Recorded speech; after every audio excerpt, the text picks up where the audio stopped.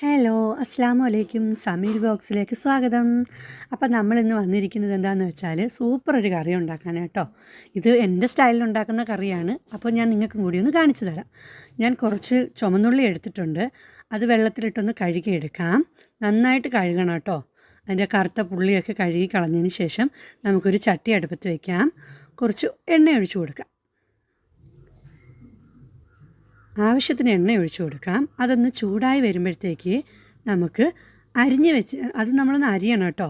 അരിഞ്ഞ് വെച്ചിരിക്കുന്ന ചെറിയ ഉള്ളി നമുക്കതിനകത്തേക്ക് ഇട്ട് കൊടുക്കാം.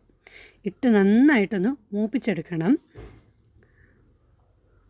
ഒന്ന് ബ്രൗൺ കളറൊക്കെ ആയി വരുമ്പോൾ നമുക്ക് അതിനുള്ള ചേരുവകൾ നമുക്ക് ഇട്ട് കൊടുക്കാം. ഒന്ന് മൂത്തൊക്കെ വന്നിട്ടുണ്ട്. ബ്രൗൺ കളറൊക്കെ ആയി വന്നിട്ടുണ്ട്. നമുക്കിതിനകത്തേക്ക് ഈ പരുവൊക്കെ ആകുമ്പോഴത്തേക്ക് ഓഫാക്കാം. അതിനുശേഷം 1 ടീസ്പൂൺ മുളക് പൊടി ഇട്ട് കൊടുക്കാം. 1 ടീസ്പൂൺ മല്ലിപ്പൊടി, 1/4 ടീസ്പൂൺ മഞ്ഞൾപ്പൊടി, ഒരു നെല്ലിക്ക വലിപ്പത്തിലുള്ള കുറച്ച് പുളി എടുത്തിട്ടുണ്ട്. അതും കൂടി നമുക്കിതിനകത്തേക്ക് ഇട്ട് കൊടുക്കാം. നന്നായിട്ടൊന്ന് ഇളക്കി യോജിപ്പിക്കാം. അതിൻ്റെ പച്ചമണമൊക്കെ ഒന്ന് മാറുന്നത് വരെ ഒന്ന് ചൂടാക്കി കൊടുക്കാം. നമുക്ക് കരിഞ്ഞു പോകരുത് കേട്ടോ.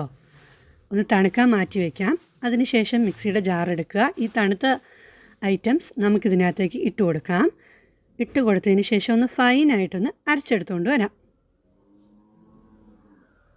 ഫൈനായിട്ട് ഞാൻ അരച്ചെടുത്തുകൊണ്ട് വന്നിട്ടുണ്ട്. ഇത് ഒരു മൺചട്ടിയിലേക്ക് ഇട്ട് കൊടുക്കാം.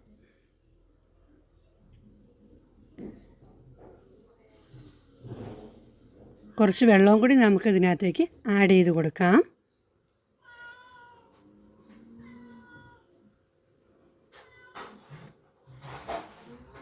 കുറച്ച് ഉപ്പിട്ട് കൊടുക്കാം. ആവശ്യത്തിന് ഉപ്പിട്ട് കൊടുക്കാം.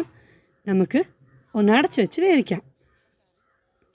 നന്നായിട്ട് തിളച്ചൊക്കെ വരുന്നുണ്ട്. നമുക്കിതിനകത്തേക്ക് കുറച്ച് കറിവേപ്പില ഇട്ട് കൊടുക്കാം. നന്നായിട്ട് തിളച്ച് മറിയുന്നുണ്ട് കേട്ടോ. സൂപ്പർ മണമൊക്കെ വരുന്നുണ്ട്. കുറച്ച് വെളിച്ചെണ്ണയും കൂടി നമുക്കിതിനകത്തേക്ക് ഒഴിച്ചു കൊടുക്കാം.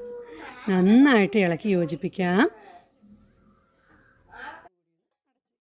നമുക്കൊന്ന് അടച്ച് വയ്ക്കാം.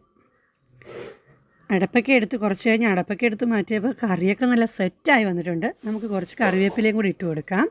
നന്നായിട്ട് വറ്റി വന്നിട്ടുണ്ട്. നല്ല ടേസ്റ്റാണ്. എല്ലാവരും ഉണ്ടാക്കി നോക്കണം.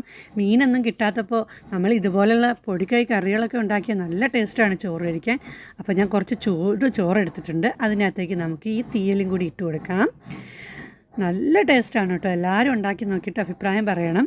മീനൊന്നും കിട്ടാത്തപ്പോൾ നമുക്ക് ഉണ്ടാക്കി നോക്കാൻ പറ്റിയൊരു കറിയാണ്. അപ്പോൾ എല്ലാവരും ഉണ്ടാക്കി നോക്കിയിട്ട് ഫീഡ്ബാക്ക് അറിയിക്കണേ. അപ്പോൾ മറ്റൊരു വീഡിയോ ആയിട്ട് പിന്നെ വരാം. അസ്സലാമു അലൈക്കും.